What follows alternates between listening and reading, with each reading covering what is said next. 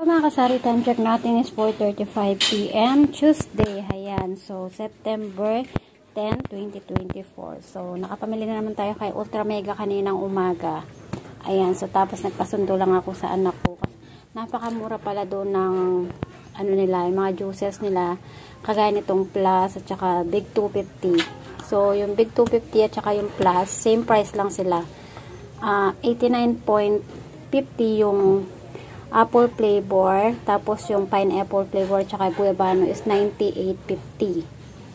So mas mura siya compare mo kay dun sa suki namin na grocery. So matagal na rin kasi ako hindi nakakapagtinda nito.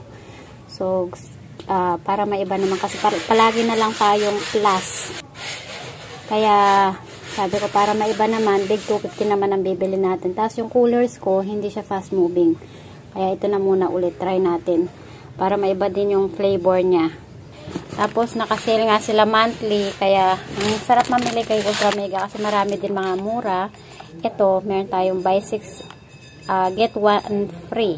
4 pieces ang binili ko nito. Ayan, 4 pieces na ganito.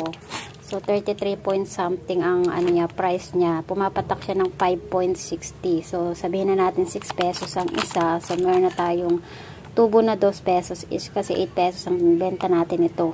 Tapos ito meron tayong Colgate ulit na bili sa kanila ng ito. Diba? Napakaganda talaga kasi laging may pa free at saka pa promo sa kanila. Buy 23 and get 1 free. So free na yung isang piraso. Diba? Dagdag kita rin ng 12 pesos. Kasi 12 pesos ang bentahan natin sa Colgate Twin Pack. So, ang price nito is 188 point something. Hindi lang natin mabasa kasi yung resibo. Yun ang problema kay Ultra Mega. Yung resibo nila is napakalabo. So, hindi siya naka-promo. Kaya hindi ko makita yung price nitong surf natin kung magkano. Ayan, surf.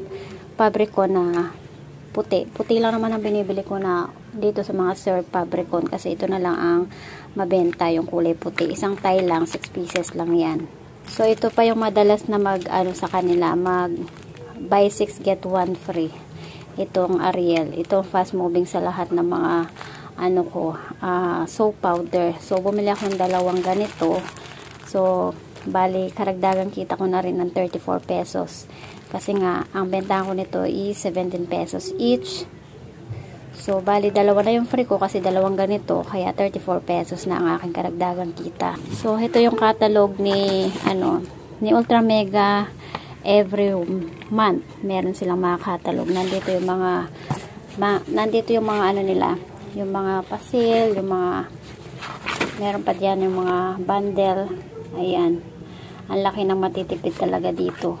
So, tapos, ito, yung laman naman nito is, isang piraso lang na clover cheese kasi yun talagang pakay ko kay Ultra kasi mas mura pala yung clover nila kasi nung last na namili ako sabi ko mas mura pala yung clover nila kaysa dun sa suki natin ng grocery kaya sabi ko kay Ultra na ako bibili kaya lang ito lang ang kanilang nakita ko sa clover nila yung isang flavor sana bibiling ko rin ham and cheese flavor so ayan may nakita pa tayong isang piraso lang.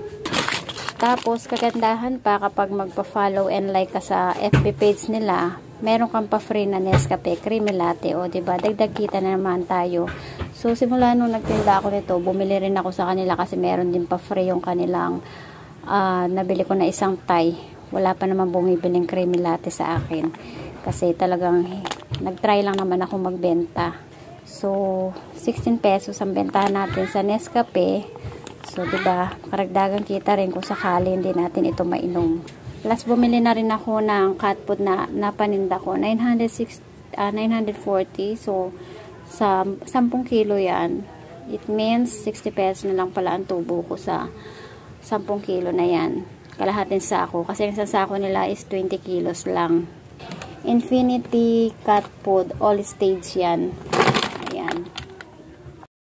Yung anak kong bunso, nagpabili na rin ako sa kanya ng clover cheese, yung dalawang flavor, yung ham and cheese naman na flavor, tsaka yung cheese flavor. Dalawang flavor lang.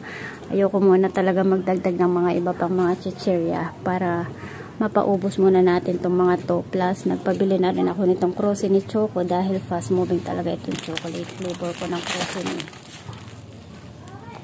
Paubos na naman kasi to, kaya kailangan may stock na naman tayo. Yan, karagdagang pabili sa aking bunso.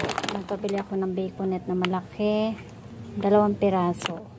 Napakatagal nang walang ganito guys. Sa mga grocery na suki ko, ayan, palaging walang ganito. So, ayan, ngayon lang ulit nagkaroon. 2 piraso lang pinabibili ko talaga nito kasi nga, hindi naman talaga fast moving sa akin, lalo kapag malalaking chichirya. Tapos, 3 clover. Cheese lang yung nabili nila kasi kinulang yung dalang pera. 200 lang pinadala ko.